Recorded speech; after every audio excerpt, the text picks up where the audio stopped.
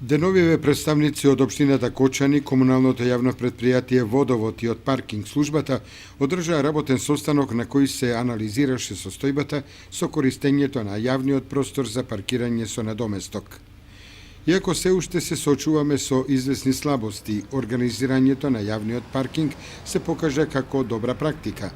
Постигната е позитивна промена на свеста на граѓаните, со тоа што дури и оние кои давале најголем отпор при реализирањето на овој проект, по 6 месеци се задоволни од паркинг услугите и издавањето на повластени карти за користење на паркинг просторот за подолг временски период, истакнува градоначалникот Радко Димитровски.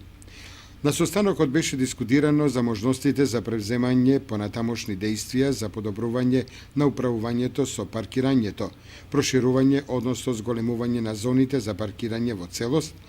и согласно проектот и наплатата на паркирањето со СМС услуга, со што ќе се надмине влијанието на човечкиот фактор во наплатата. Паралелно со разработувањето на планот за унапредување и подобрувањето на утврденото користење на јавниот простор за паркирање, во наредниот период ќе се работи на одбележување на местата за паркирање со боја и нивно означување со сообраќајни знаци. Исто така ќе се внимава и на ажурноста при наплатувањето од службата и ќе се обезбедува еднаков третман за наплата кон сите корисници на просторот за паркирање.